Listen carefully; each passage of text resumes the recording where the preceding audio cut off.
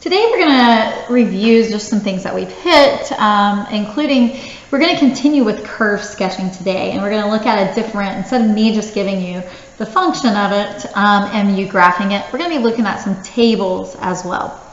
Okay, but let's first review MVT.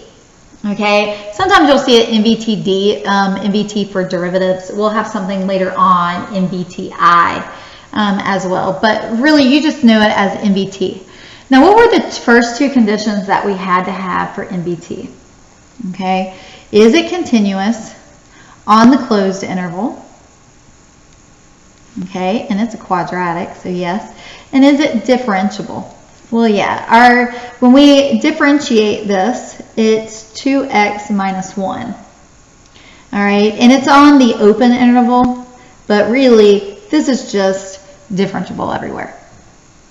Okay. So now, remember, we're finding a value, so it says find the values for x that satisfy MVT on the given interval. And remember, it's that c value. Okay, so f prime of c equals f of a, so f of 4, or f of b, minus f of a, f of negative 3, all over 4 minus negative 3. Now, the denominator is going to be 7. Okay, let's see the numerator. So I'm just going to, let's see, 4 squared, okay, is 16, minus 4, that gives me 12. 12 minus 12 is 0. Okay, and then when I do the same thing for negative 3 squared is 9. 9 minus negative 3, so that makes 9 plus 3 is 12. 12 minus 12 is also 0. All right, so this equals 0 right here. So now, when does the derivative, because remember, this is a slope, okay, of that secant line. When does that derivative, okay, and we just found the derivative over there, equal 0. And here, I add 1, and I divide by 2, and I get x equals 1/2. Okay, so the x value is at 1/2. It's going to have a tangent line at 1/2 that also has a slope of 0. Do you remember what theorem this was? It was Rolle's. All right, so here we go. Let's try this one as well. If you want to try it on your own, you can. Okay, now is it continuous on the interval? Okay, negative 6 to 0. All right, and think about this. Is it continuous? Now here, think about this underneath here. X plus 6 has to be greater than or equal to 0. Okay, so when I do that, I get x is greater than or equal to negative 6. All right, so yes, it's in the domain. We're good. Okay, so it's continuous on the closed interval. Okay, what about differentiable? Okay, well, let's actually differentiate that. And I'm going to have to anyway. All right, I'm going to have to use the product rule. So that's going to be x, and remember that's to the 1/2, so it's times 1/2. X plus 6 to the negative 1/2 plus, all right, let's see, this is going to be the square root of x plus 6, and then times 1. Now this can be rewritten as x over 2 square roots of x plus 6 and plus the square root of x plus 6. All right, now is it differentiable on the open interval?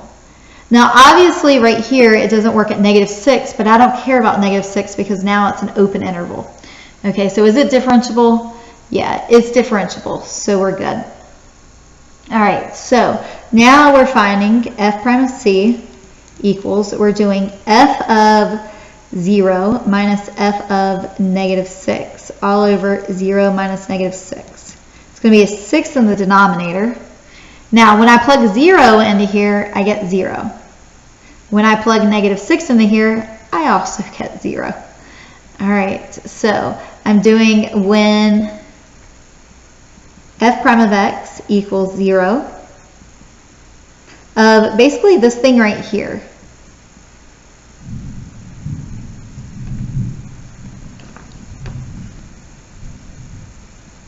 Now, really, if I just move one of them over, and I'm going to move it up here so I have enough room, negative square root of x plus 6, okay, equals x over 2 square root of x plus 6. If I think of this as a proportion, I can cross multiply, and negative, that's going to be negative 2, and then it's x plus 6 equals x. So negative 2x minus 12 equals x, negative 3x equals 12, and x equals negative 4. And double check, is negative 4 on that interval? And I didn't check this, was 1/2 on that interval, and it is. All right, and so on a problem like this, I would want to see all your work and make sure you have stated these right here. Okay, now, just to review, I'm only going to do number 3 here. I'm not going to do the bonus or number 4, but just, we want intervals of increasing and decreasing. Okay, remember that comes from the first derivative. Intervals of concave up and concave down, that comes from the second derivative. And max and min values. All right, so here we go.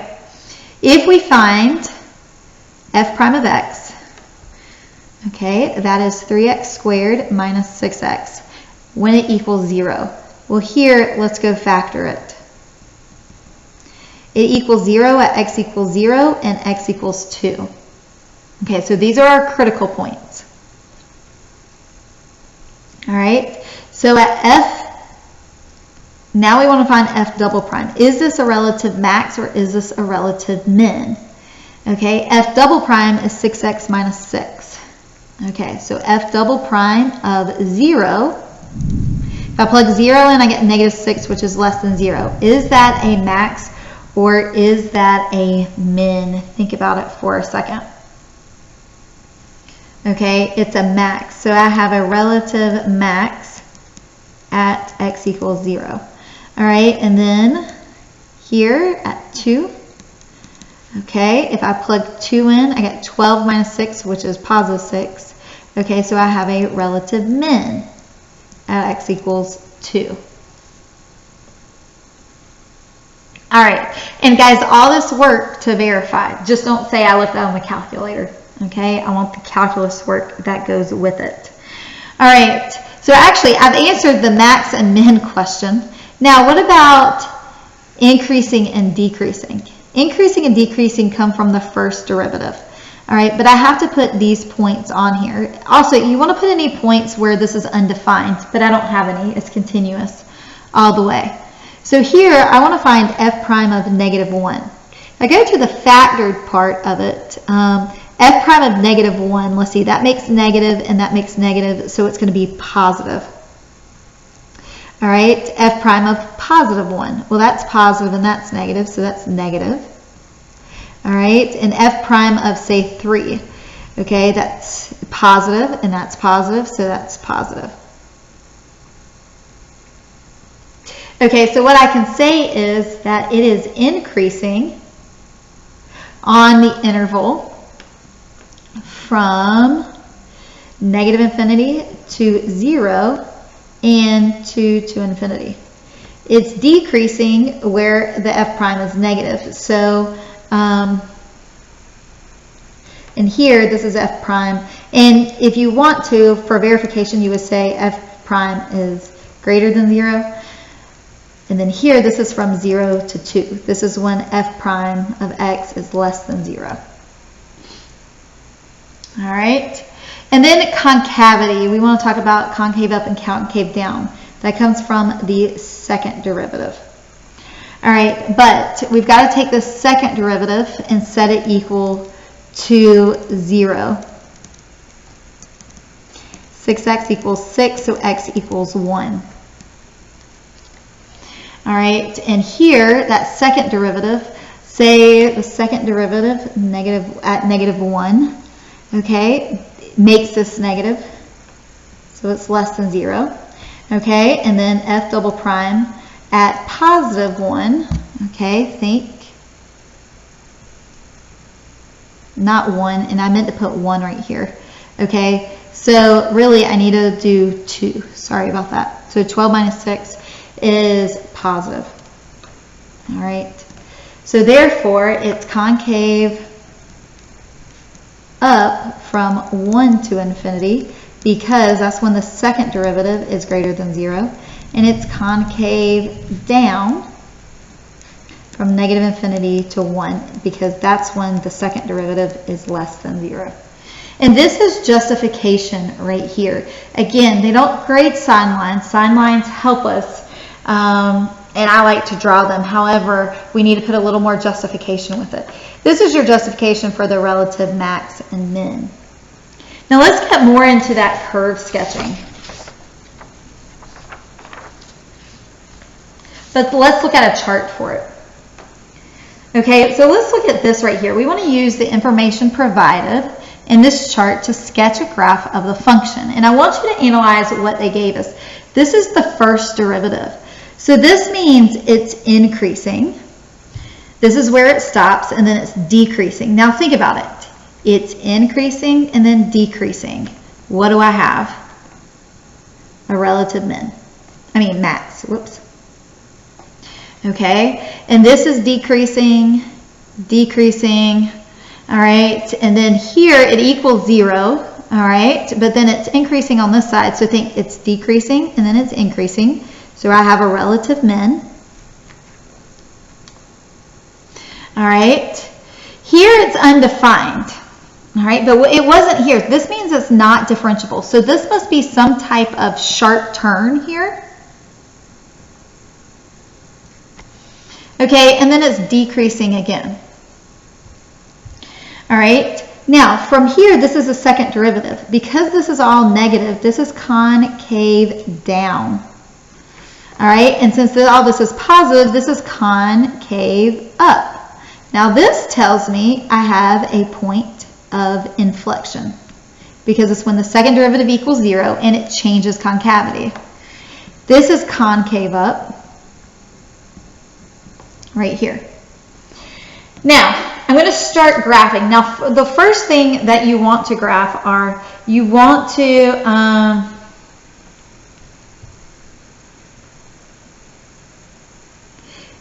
graph these points right here. At x equals -4, it's 1. Okay, at x equals -2, it's -2. At x equals 0, it's -3. Okay, and at x equals 2, it's 0. Now, I don't know any other points on it, but that's fine. I'm concave down. Now, I'm increasing all the way to here, and I'm concave down until I get to this point. So I just want to do something like this, and that's going to be a relative max. And I'm going to come down, and it's cupped down until I get to this point, and I want to cup it up. All right, and then right here at x equals -2, there's my point of inflection. It's going to change concavity, and it's going to cup up. All right. Now x equals 2 is a relative min, so it's going to cup up, and this is going to be the lowest point right here. And it's going to come back up. Now, remember, and it's cupped up, and then right here, remember, it wasn't differentiable. So therefore, I'm not going to have this curve. I'm going to have some type of sharp turn, and then it goes to decreasing. But it's going to be cupped up again. So, something that looks like that. So you need to be able to read charts that look like this to be able to write or draw the pictures to and describe what's going on. All right, now let's look at some other problems. The figure below shows the graph of g prime of x. Okay. They're going to give you graphs, and you're going to have to know what they give you. They'll state it, and then a lot of times they'll actually write it. The derivative of function g with the domain -3 to 4. So it shows us from -3 to 4. Determine the values of x for which g has a relative min and a relative max. Okay, remember this.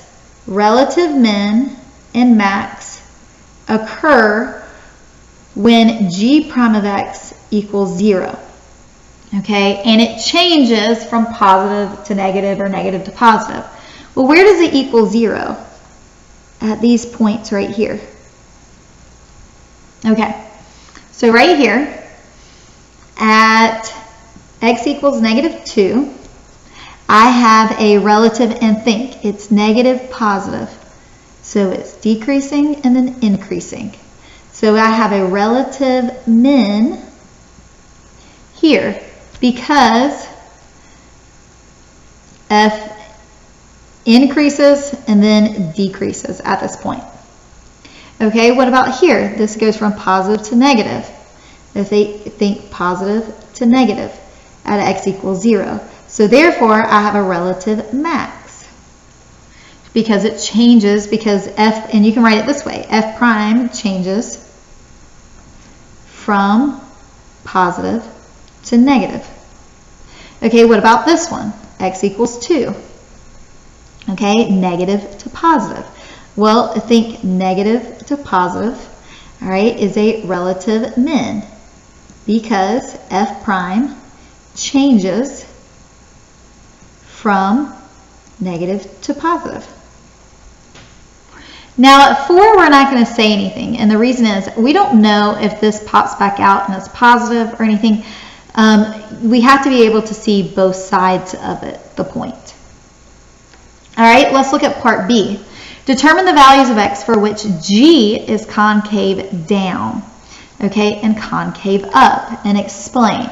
Now, remember when f double prime, okay, or we'll say g in this case, and I should have said g in all of these, so make sure terminology is correct. When it's greater than 0, it's concave up. Now remember, this is a graph of g prime.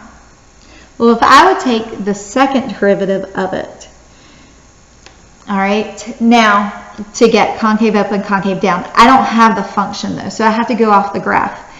Basically, it's going to be concave up when g prime is increasing. Okay?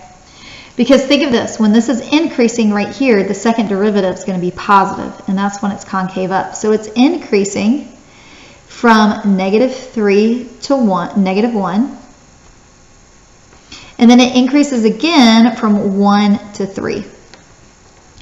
Well, concave down is when the second derivative is less than 0. Okay, this is going to be when g prime is decreasing.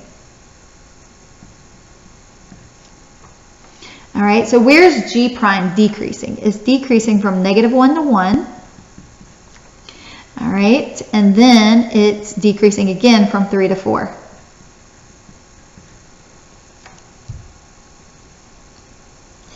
And then the last one, C. Based on the information given and the fact that g of negative 3 equals 3. So g of negative 3 down here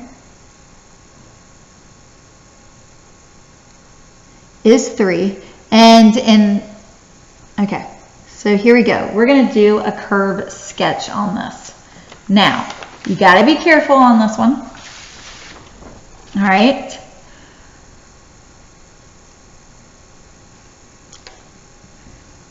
We're going to draw. Now, if they give you points, you want to plot those. So at negative 3, it's up here at 3. Okay, 1, 2, 3, 4. 4, it's at 6.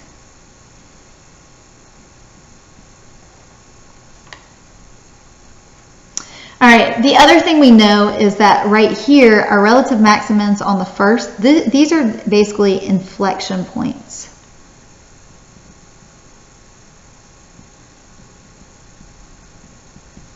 Okay, right here. So they change, that's where it changes concavity. All right, so here we go. We are, let's see, at negative 3 to negative 2, it's decreasing. So I'm going to decrease, okay? But because this is increasing, it's concave up.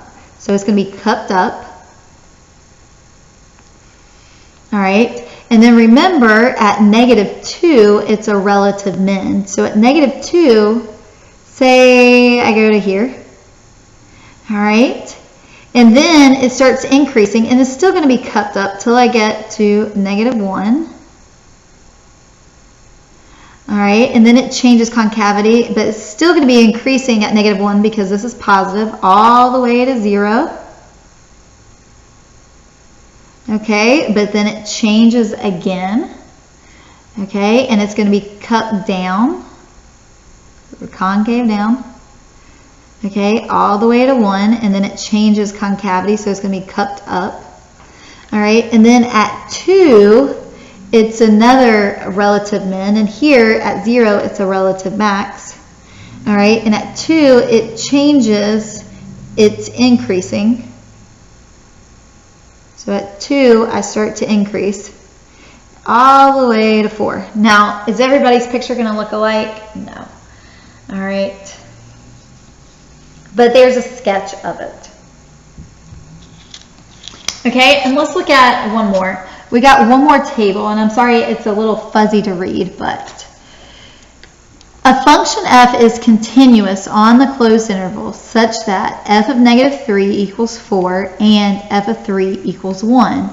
The function f prime and f double prime have these properties. Now, they didn't give us in the table this time f of x, but they do give us this right here.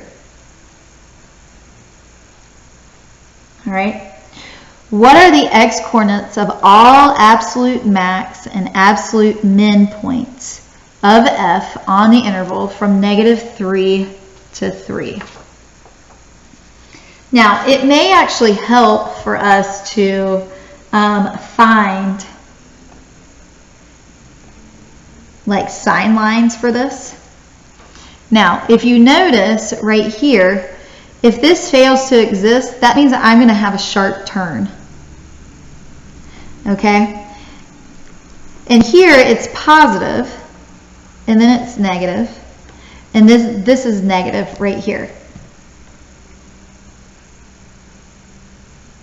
Okay, on the second derivative, if you want to do the sign lines for this, okay, let's see, -1, 1, it's positive, positive, and then negative.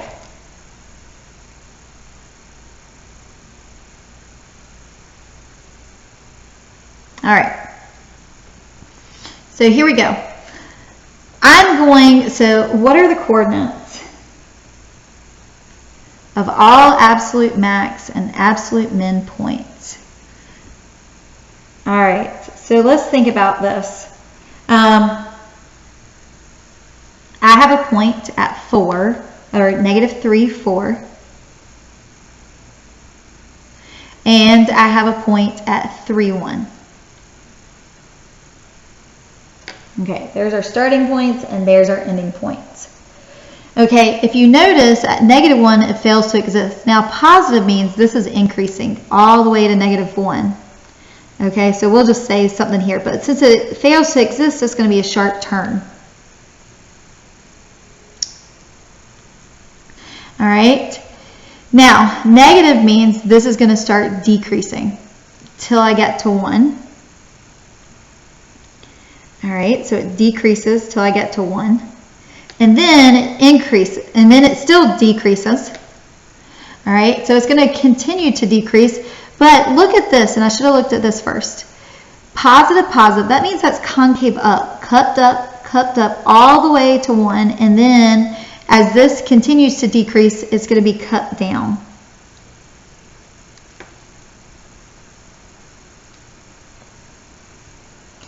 All right, so at part A, it's talking about absolute max and absolute min points.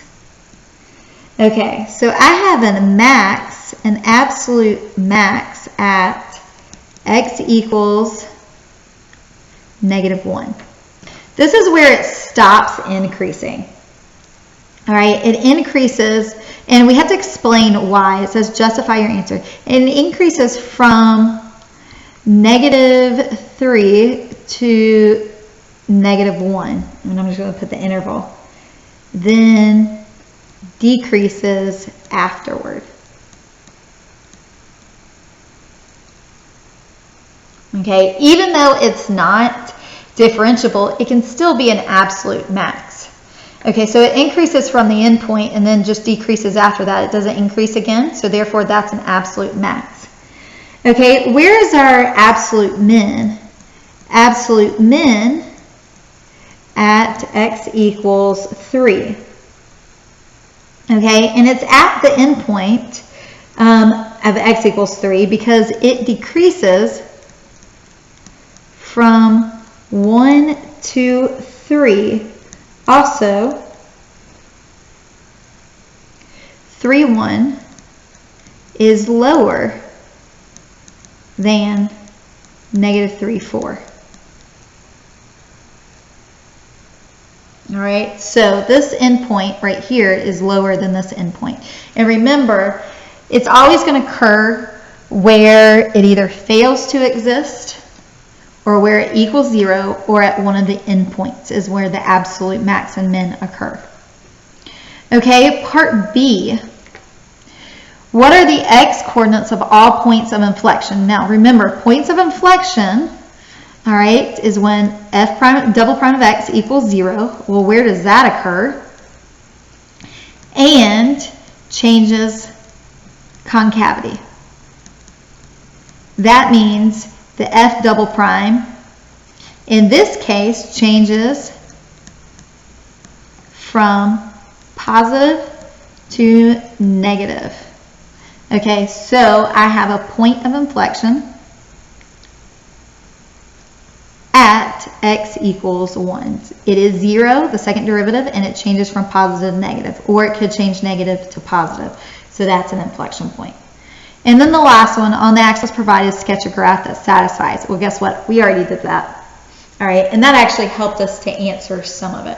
So this could be something that you see on an exam, and of course this would fall into the non-calculator part. You wouldn't be able to use your calculator. All right, so be able to do curve sketching from the actual function that they give you, and you can check it in your calculator like we were doing yesterday, or be able to read these types of tables.